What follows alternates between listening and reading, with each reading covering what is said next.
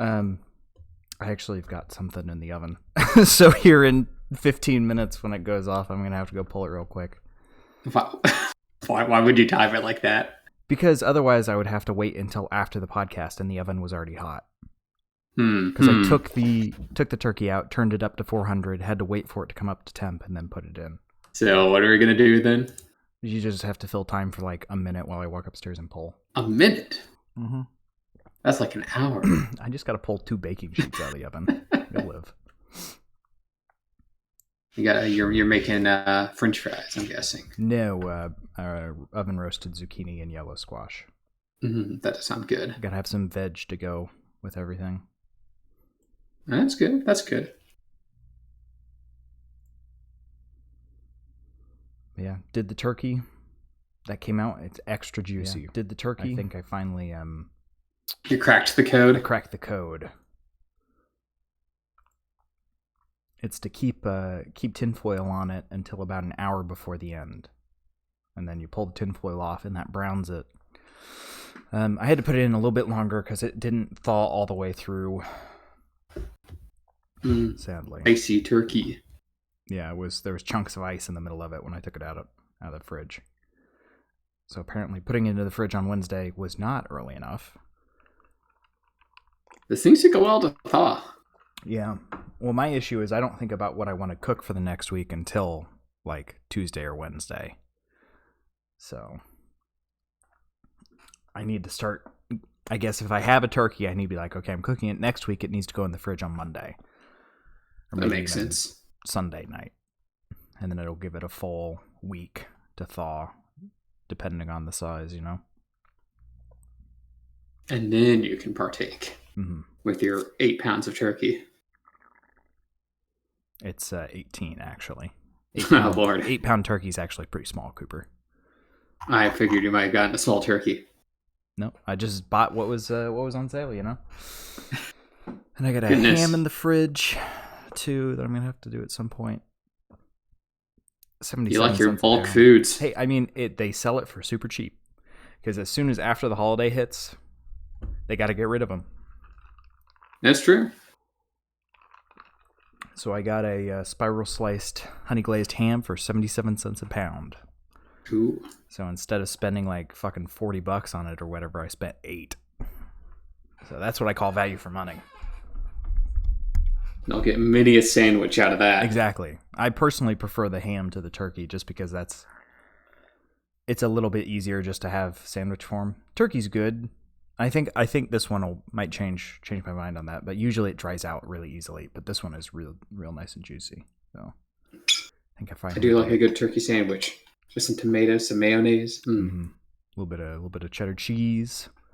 Oh yeah. Gotta get I normally don't, but you gotta get the white bread for leftover turkey sandwiches. All right, white bread usually plays nicer with turkey. Just something about that stick to the roof of your mouth bread brings back nostalgia, I think. Back in the day when most people don't know that you only ate bread for the first 17 years of your life. Mm-hmm. Yeah. Actually, I just stopped last week. I was lying. This is the first time you've ever had any other food. No wonder you got 18 pounds. Yeah.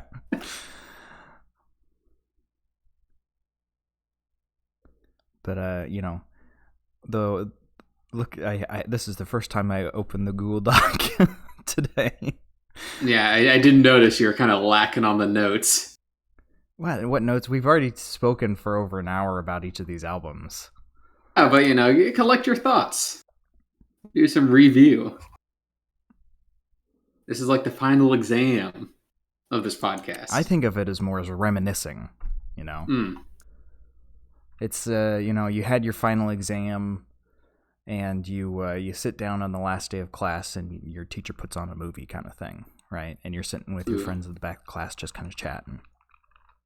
Can we watch Donald Duck in Mathmagic Land? I was thinking of like a real movie, like it's got animation. Like Shrek or that's your first go-to for a real movie? That I feel like every teacher I had the Shrek DVD. Probably because they liked it too. Yeah, it's a good movie. It's a good movie. Just easy thing to put on, It doesn't have to provide learning. Learned everything I know from Shrek.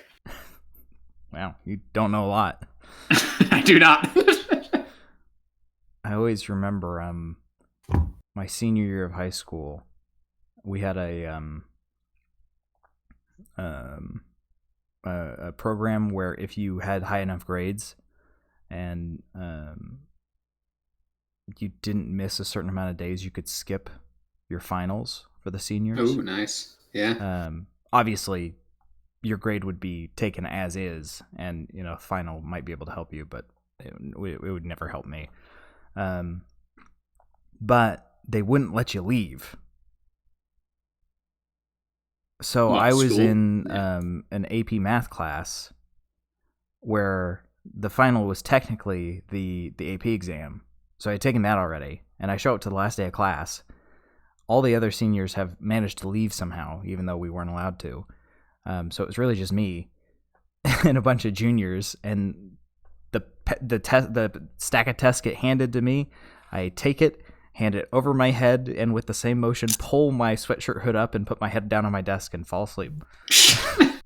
You did that instead of playing hooky? I mean, what was I supposed to? I guess I could have gone to the band room or something, but hung with the bandmates.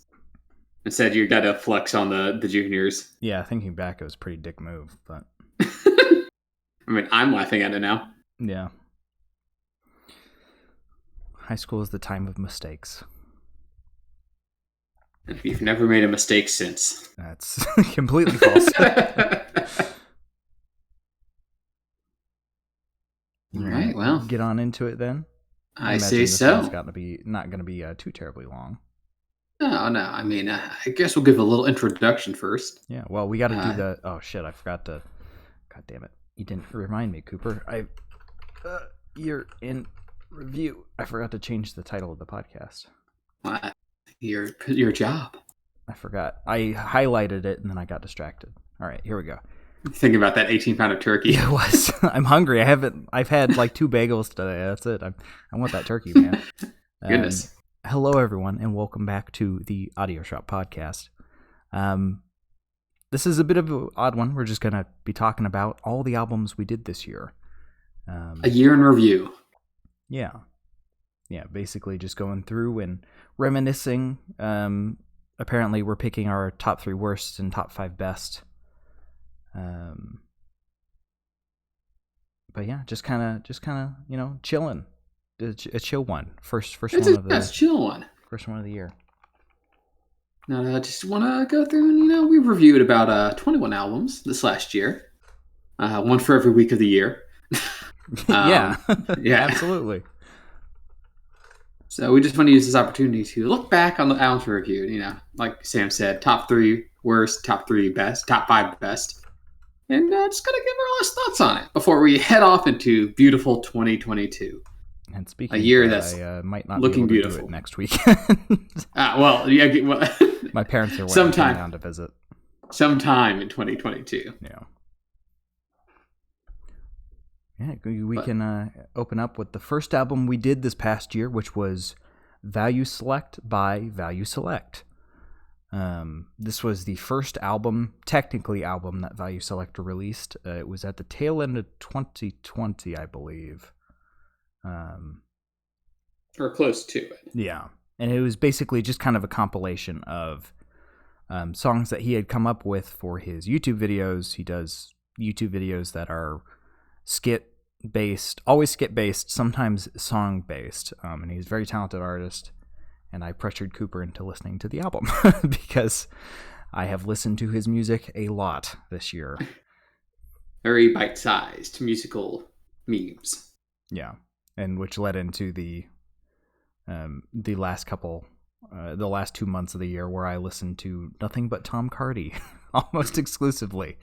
Truly, it comes full circle. Brain didn't ooze out of my ears with how much I had one. I had one song on repeat for honestly probably 4 hours while I was working.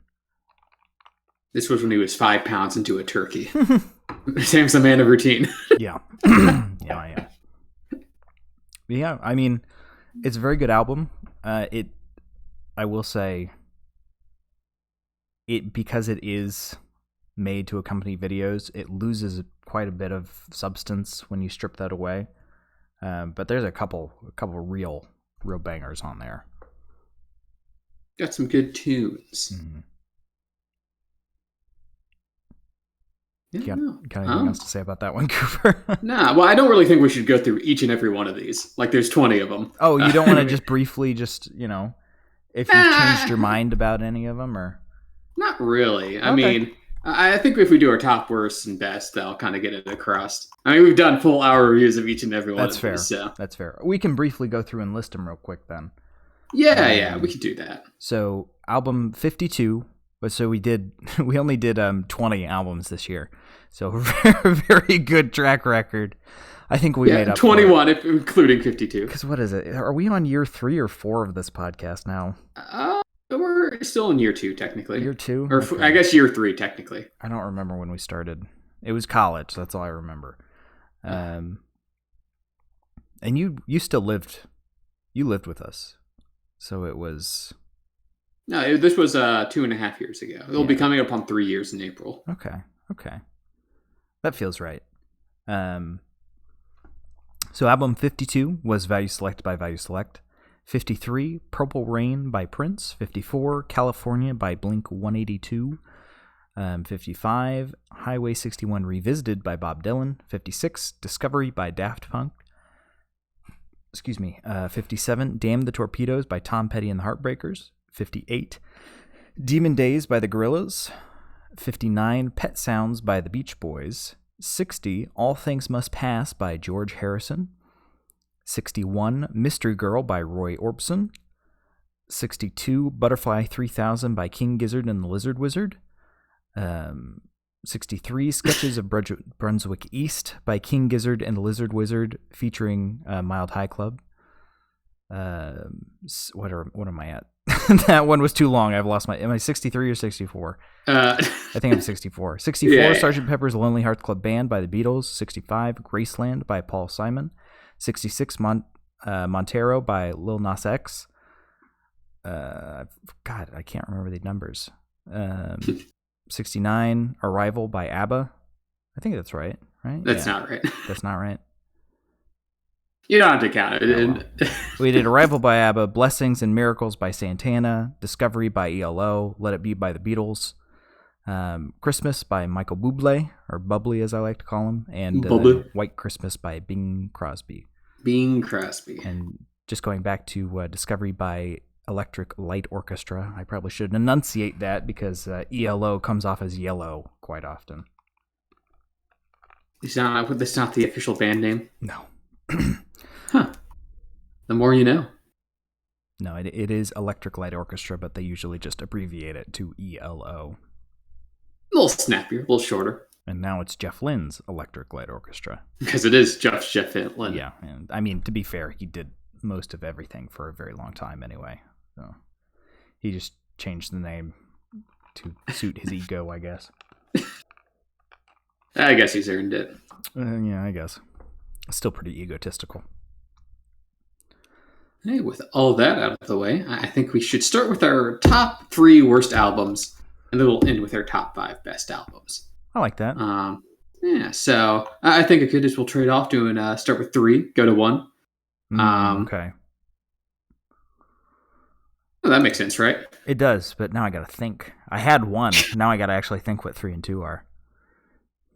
Well, I can start with 3. Because you actually wrote stuff down. I'm thinking I'm going to put as minimal effort into this year as possible, I'm going to have to leave in probably a minute when my oven goes off. I'm going to reel down low. I think I'm gonna switch back to my crappy mic that I used to have. I'll start using my headset microphone, I'm gonna start eating like chips and salsa while I'm doing this, like just eating loudly into the mic. I'll turn off all the balancing that I've got here on this end. I'll just gain boost us to shit. I think that'll really bring in the crowds. No, my first, my number 3 pick for the worst album that we reviewed, and I should note, this is the worst that we reviewed of the 21 that we reviewed this year. Yeah. So it's not like it means it's bad of all time or it's an all-time worst. Necessarily. It just means out of the group of albums that we chose, and we usually lean towards albums that we already like anyways. This was, in the bottom three that we didn't like. So my number 3 pick, I'm gonna have to give it probably maybe a little controversially to Roy Orbison's Mystery Girl. Okay. So we chose to do this one to kind of round out the Traveling Wilburys. Reviewing at least one album from each of the members of the Traveling Wilburys, and we ended with Roy Orbison, which we both knew the least about out of all of them. Yeah, I mean, to be fair, he was a very old artist by the time Traveling Wilburys came about, and that's my oven. So time for a minute. Yes, I'll just talk about. Yeah, no, with Mystery Girl, I know Roy Orbison's a bit of a legend in his own right, and he's obviously had many influences on kind of the rock sound that kind of came into the 80s, influences on, just out of the top of my head, Jeff Lynne, George Harrison. But Mystery Girl, it was a little boring on my behalf. Maybe just, I wasn't really receptive to the kind of more bluesy, country twanged rock that he was presenting. Or, maybe just overall the album was a little on the slow side for me. I just given the kind of build-up I'd read about him, the album just didn't really live up to the hype for me. That's not to say maybe some of his earlier stuff was better. I know Mystery Girl was towards the end of Roy's life. In fact, it was technically it was after his death, released like a month after his death, if I remember correctly. So, it was like, he was getting up there in terms of age. So, and not all artists release their best stuff, near the end of their lives. But for me, yeah, it wasn't exactly my favorite album. Not to say it's not worth listening, but kind of going with your expectations checked if you are going to go down that route. I believe Sam's still checking. I'm back. But, there we go. I just got done with my spiel. Yeah, I agree, Cooper. Thanks, Sam. Even with those really controversial bits, I'm surprised. I actually have no idea what you said, but I didn't realize you had those thoughts on the modern politics. Ooh, actually, but if you agree, I retract my previous statement. I mean, I get where you're coming from. I wouldn't say it's one of the worst, though. No, it was definitely my third spot was definitely the hardest in terms of what I want to put there. Like I said, it's not a terrible album. It's just I found it a little boring. Yeah, I mean it is the oldest album we reviewed this year, or at least the oldest style. Yes, that we reviewed this year. Because Bing Crosby, right? White Christmas. Okay, yeah, that's older, but his is the very weird. Pseudo, Christmas music doesn't really age, in the traditional way. Bing Crosby's is timeless. That has a very definitive age to the sound. Roy's not so much. Yeah. So my number 3, I think I'm going to have to say Highway 61 revisited by Bob Dylan. Wait, I thought you were a big Bob Dylan fan. Honestly, my hatred of him contributes to this pick. It's not a terrible album, honestly, especially compared to something like, say, I don't know, Murder Most Foul. But it's just not my favorite. I'd be more likely to pick almost anything else on this list above that, No, that's fair. I know me and you have never been huge Dylan fans. And I'm in agreement where this didn't exactly make me a bigger fan. But, I think it had its highlights as well. That younger Bob Dylan energy before he got a little too rambling. Yeah. And I mean, he's still, his style has always been storyteller, songwriter, but just of all the albums, that is definitely my number 3. So what about your number 2, Cooper? What's your number 2? Yeah, for my number 2, I'll probably have to go with the album California by Blink-182. Wow, really? Yeah. I wasn't a super big fan of this album whenever we reviewed it. Maybe again it comes down to the stylings. Blink-182 is a very particular kind of I guess not modern rock, but like 90s rock, 2000s rock. Mm. You know what I mean, in terms of like, it's got like a lot of, I guess, spunk. But I'm not exactly like a crazy big fan of their stylings. And just going back through my notes, I recall just not entirely enjoying this album. I seem to recall again, we talked quite a bit about how that music was played a lot when we were kids, so that might be where and how it kind of had came from. It was a little overplayed. It was released in 2003, so we were coming of age then, and it definitely fit a time and a place. But we're outside that time and place. I didn't actually even like it when I was in that time and place. So yeah, see, I get where you're coming from, but I think it's okay.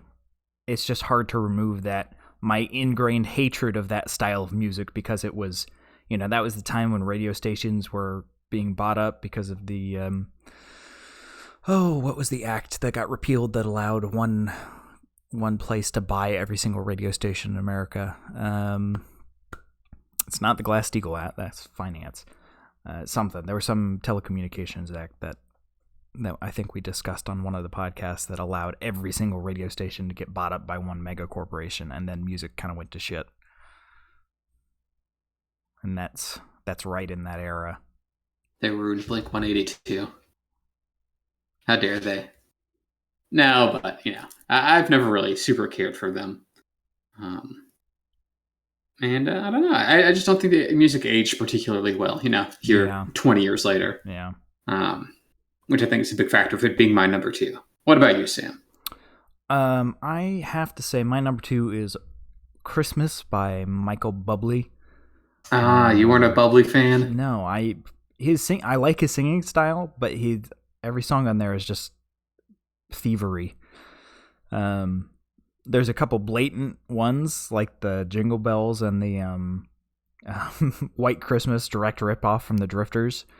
And that just kind of is like, it already wasn't a good album to listen to, and I wasn't a big fan of his songs before that, but that kind of cemented it as, it's not a good album. I don't get why people really push for it. Just listen to the classics, It's easy listening. Yeah, but the classics are even easier listening. Well, he did the classics. They are the classics. The classics sung by the classics. That's what I mean. Sam, are you saying that the male version of Santa Baby is not the superior version? No, it's not. You either got to go hard into the Santa Buddy lane, like really awkward, trying not to have any sexual undertones whatsoever, or really hard into the way that Eartha Kitt did, and just go full on, hey, I'm gonna fuck you, Santa. And when instead it was in this middle zone of what is his relation? Kind of. What's his relation to Santa? Yeah. They can ask him the car so casually. Yeah. But totally as a friend. Yeah. It was Santa Buddy, but then there was a little bit of sexual undertone. It was, no, you either got to go hard one way or hard the other. But, yeah. Wasn't a fan. No, I can understand. We certainly, after listening to Bing Crosby, that was the better Christmas album. Mm-hmm. And then for our top worst, we don't really have to trade off on this one, Sam, because we both have the same one. The same thing. So I like to say, like all the albums that we've said so far we didn't enjoy them, but we could see some value in them. Mm-hmm, I think it's fair, or someone enjoying them. This number 1 album, I don't think anyone could enjoy. No. Non-ironically, even ironically, I wouldn't listen to this again. Which is Santana's Blessings and Miracles. Yeah, it was really disappointing. I mean, granted, I will say I did go into it with some high hopes. I like Santana. Hadn't really listened to any albums aside from like the top 3 or 4 most popular songs, but that's what I know him for. And going into this, it was like he had a radio show where fans sent in music, and then he played guitar over top of them, and he did not screen what songs were sent in, and 2 or 3 of them were written by his own kids, and they weren't very good either. So, not a good album. No, it was a bit of a dumpster fire of an album. Yeah. I mean, Santana's a legend in his own right, obviously. He's got some great music. But this one, which I believe was released in 2021. Mm-hmm. It was hot. Hot off the press. It was a hot release when we reviewed it. Yeah, everything you said and more. Just, I mean, lazy songwriting. It was basically just guest features. Santana took 20 minutes out of his day to record some guitar solo and then shipped it. Yeah. I'm sure he didn't even hear these initial songs or the finals. He probably never heard the songs, and then they canned in him just random guitar playing. Some production team and a bunch of guest stars were able to make an album, and Santana put his name on it, probably to get some money. Yep. It's the only one of the albums I reviewed this year, which I can pretty confidently say is at least partly a cash grab. Oh, it's absolutely a cash grab. If Santana's name was not on that album, it would not. I wouldn't. People wouldn't even give it the time of day. No one would touch it. They'd listen to a single song and realize it was dog shit, and then never again. I certainly don't want to touch it again either. No, yeah. I mean, man can play guitar, but I think, he's obviously, late into his career, and this is just kind of a disappointing, shoulder shrug of an album. Something that no one is ever going to remember or want to remember. It'll be remembered as one of the worst albums of all time, I'm sure. I mean, I'll remember it as that. Yeah, I just don't know how many people actually bothered to listen to it. It's the second worst album I have ever listened to. Actually, I don't know. It might be the worst. This one's probably the most offensive from like a creative, integrity point of view. It probably is actually the worst because at least Imagine Dragons tried to make an album. They made an album that I can confidently say was made by Imagine Dragons. Yeah, they tried to make an album. This I can't say was made by Santana. This was just sad. Yeah, what a sad release. But we'll pick it up. We'll put on the flip side and look at our top 5 best albums. I wanted to do 5 instead of 3, just to have more positivity in the year in review. So I'll start with my number 5, if you don't mind, Sam. Go for it. And that would be Discovery by Electric Light Orchestra. Just number 5? Really? I know, just number 5. We listened to a lot of good albums this year. But so it's to no detriment just how good of an album Discovery is by ELO. Like I said, all the ones in the top 5 are high recommends. I mean, obviously, this is one of the probably my top 3 ELO albums, maybe top 5 if I'm thinking about it. But it's a great ELO album. I mean, it was released 79. It's got some classics like "Don't Bring Me Down," "Last Train to London," "The Diary of Horace Wimp." What a good song! What a good song! I quite enjoyed it. Obviously, I'm not as big of an ELO fan as you are, Sam. I'm not the 0.01% of listeners. Sorry, you missed a 0 in there. Sorry, 0.001% of listeners. But you've made me into quite the fan, and I want to give Jeff Lynne his due, or Jeff Lynne and Co. On it's putting together just a snappy, good 70s album that is front to back pretty great. What about you, Sam? Just pulling it out of my ass in the last 10 seconds. I'm kind of at a toss-up here. Purple Rain was fantastic. I honestly should listen to more Prince. Especially after all of the praise you've given him this year. Damn the Torpedoes, good album. Love me some Tom Petty and the Heartbreakers. I would say Demon Days, but personally not a big fan of the early Guerrillas. It's still very good, but I'm more of a present day Guerrillas fan. And my initial gut reaction was Montero by Lil Nas X, just because thinking back, I remember it was kind of like a diamond in the rough. Obviously, he's super fucking famous already, but you could just hear in all of his songs, they were all unique, how much better he has gotten since starting making music. And you could just hear that potential, like he's just on the upswing of making good music. But honestly, any of those could probably go for my number 5. They're all just so good, just so nice. No, I completely agree. Montero was very close to making my top 10 or top 5. Same with Purple Rain, as you said. It's not my favorite Prince album. I think it's slightly overhyped. just in comparison to the rest of his discography. Yeah, but man, there's such good songs. But there's some good songs like Purple Rain. Such good songs. Tell me you don't dance when Doves Cry comes on? I do the hand motions. I'm pretending to play that. Do, do, do, do. You got it. Do. So that'd probably be tied for like my top 5 if I had to choose one. I will say though, it's really nice that it's thinking of the top 3 worst. You're like, it's probably got to be these. But when it's best, it's like, oh man, what do I pick? Yeah, like I said, we tend to gravitate towards music we like naturally. Yeah. So yeah, there's a lot of good choices in here, and my order could change given on my mood of the day. Yeah, I'm sure after I finish my turkey, my order would change because I have a full stomach. Well, then I'll move on to my number 4, Sam, which I'm gonna have to give to Petstowns by the Beach Boys. Okay. I'm quite a fan of this album. Not to say it's underrated. It's obviously largely considered their best album, and I would have to agree. Just great production all around. It was kind of in that weird middle zone, like with the Beatles, where like they're still figuring out mono and stereo. But I think they put their production to great use. This very consistent, heavenly aura throughout the entire album that still delivers on kind of those 60s kind of heartbreak songs or love songs. With just some great vocal performances, some good instrumentation, and just all around feel good album. I'm happy when I listen to this album. You can't put a price on that. Yeah, I mean, it's hard to be sad when listening to the Beach Boys. Yes, so it's just it's a feel good album that I like to come back to. So I got to at least give it a number 4. What about you, Sam? I went with "Let It Be" by the Beatles. Very my 3 and 4 are very basic. It's a good album. There's some stinkers on there, I will admit.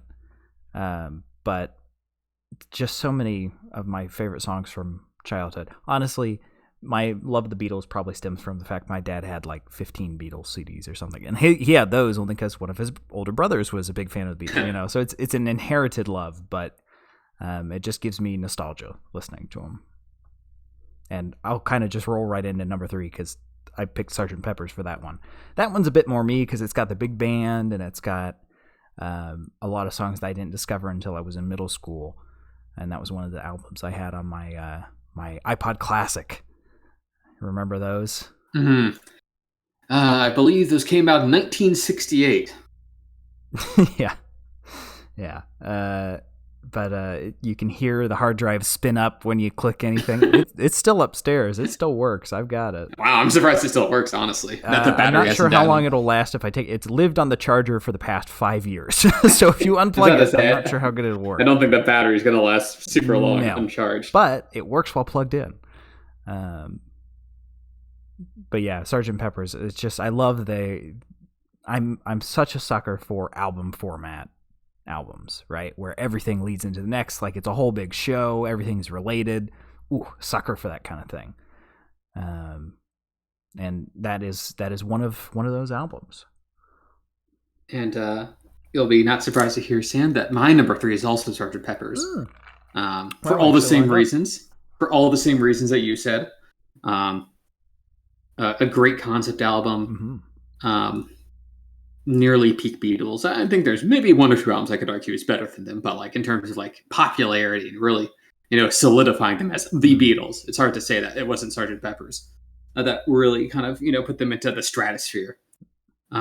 Just banger after banger on this album.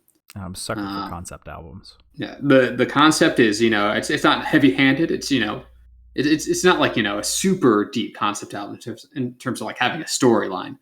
But just some through threads, just things to keep everything tethered together, and just some real interesting and fun songs. It's just Beatles, making great songs that are interesting and have great instrumentation.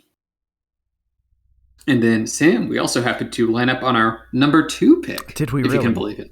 Yes, number 2, Sketches of Brunswick East by King Gizzard and the Lizard Wizard. And Mile High Club. Don't forget that. And Mile High Club, of course. Because honestly, listen to the other King Gizzard stuff. It's good, but not as good as when they're with Mild High Club.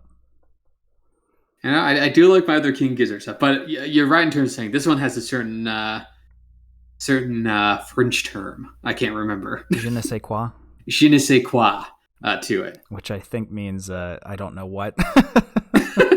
Which is funny Which because I you could couldn't have said in remember English. it. Yes, exactly. In terms of it just being like this is even more than Sgt. Pepper's. This one's like a thorough concept album in terms of like Yeah. the songs kind of bleeding into each other. It's one of those albums where like it's hard to tell when a song starts and ends. Mm.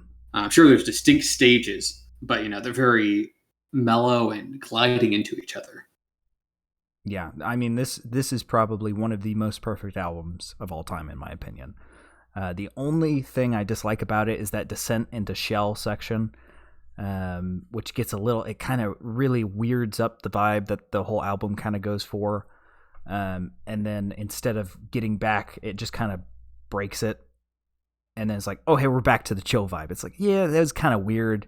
It was like they were building and they didn't know how to get down from it. But oh man, I love this album. I listen to it so much.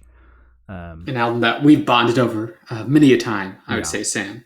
And I can't believe it took us till now to actually do it, because we did Butterfly 3000, and I was just talking about Sketches of Brunswick East the whole time, and I was like, oh, we reviewed that one, right? Like, no, we haven't. So we haven't. We just talk about it in our free time. Yeah, we just talk about it enough that I thought we had. So, oh man, honestly, it was a tough choice between 1 and 2.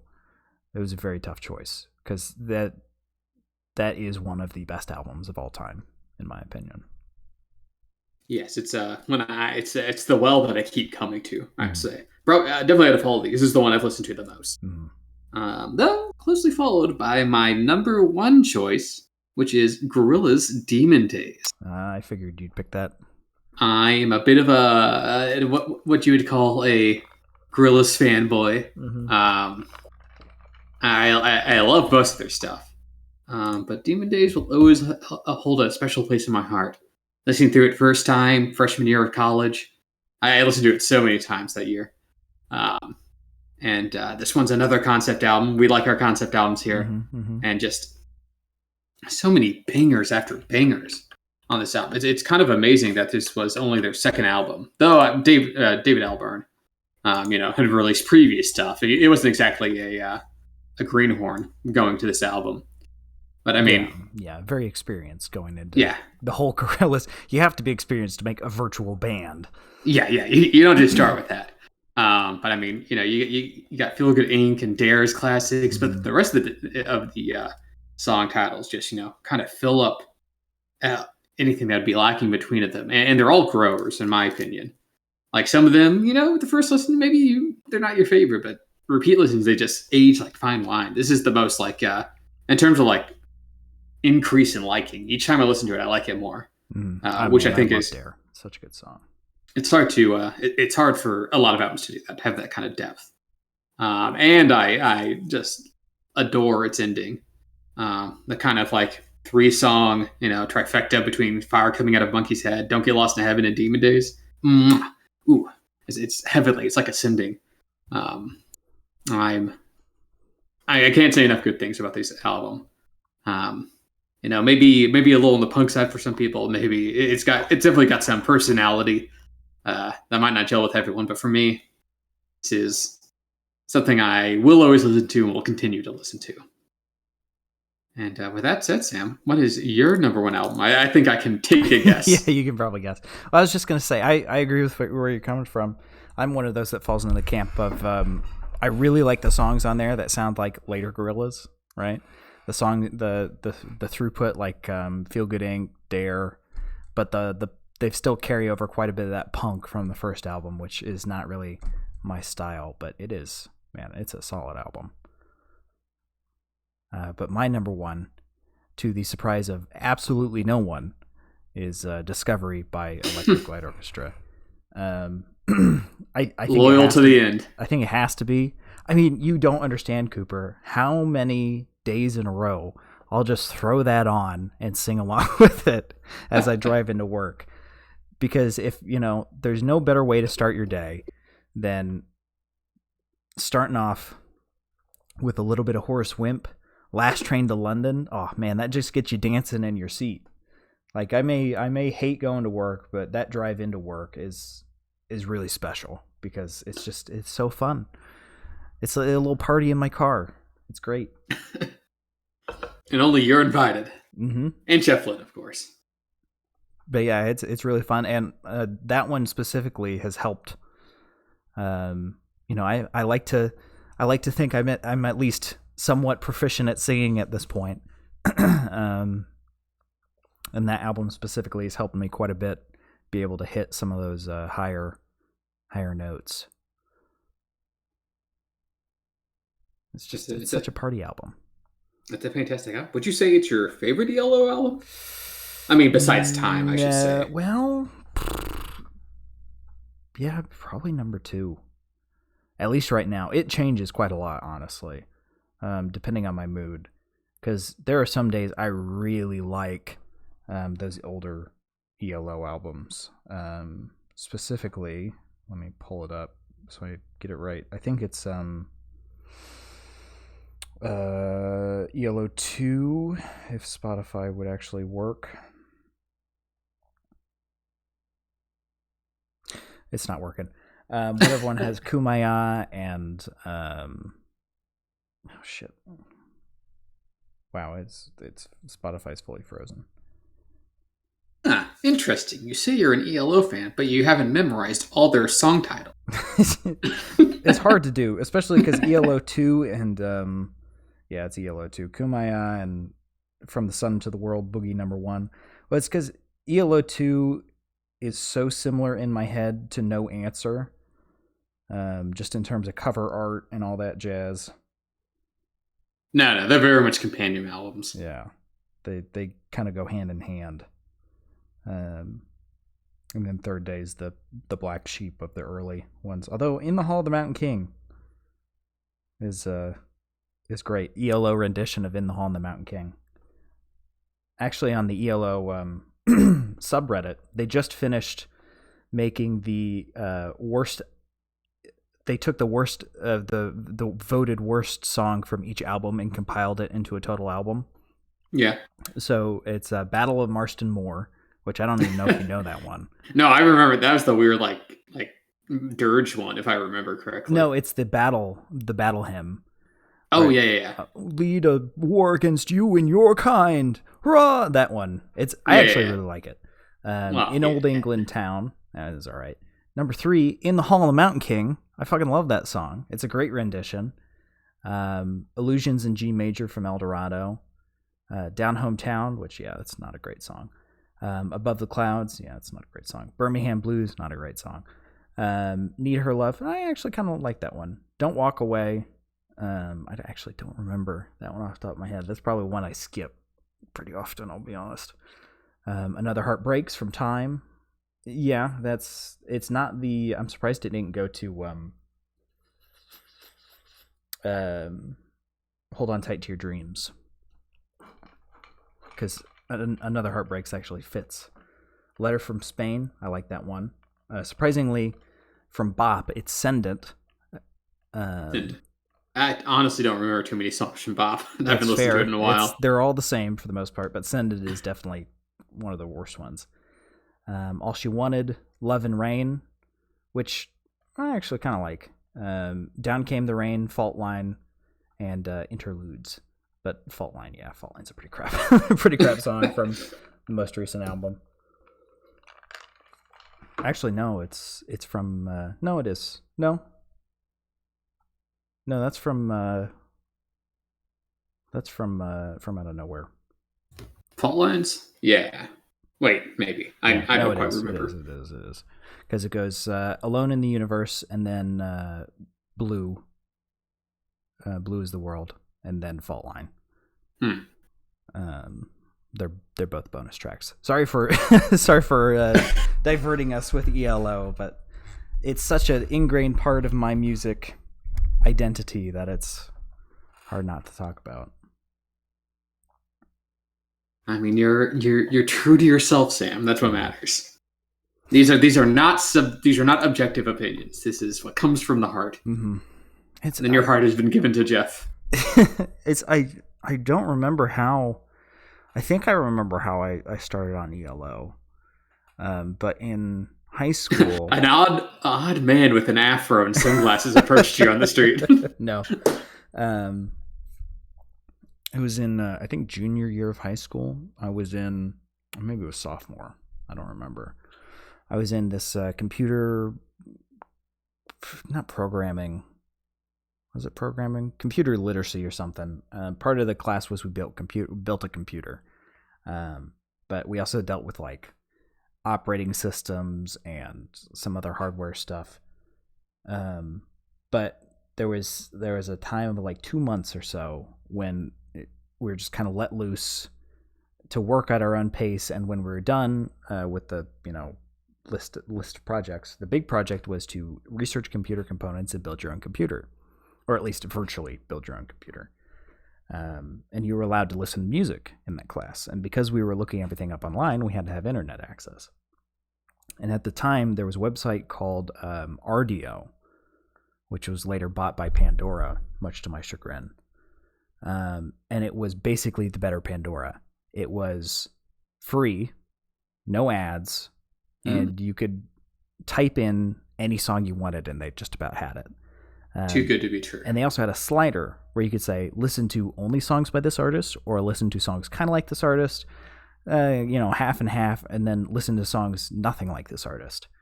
And I think that's when I discovered ELO, and I just went, oh, I kind of like the sound. And then I slid the slider to listen to songs only by this artist. And then the slider, the website got deleted, so I could never move the slider again. So I've just been kind of stuck there for the rest of my life. Literal programming order. But I think that's where it started, just because I was listening through the songs that they had on there, and it was just great song after great song. And here you are today, the man you are today. Mm-hmm. Mm-hmm.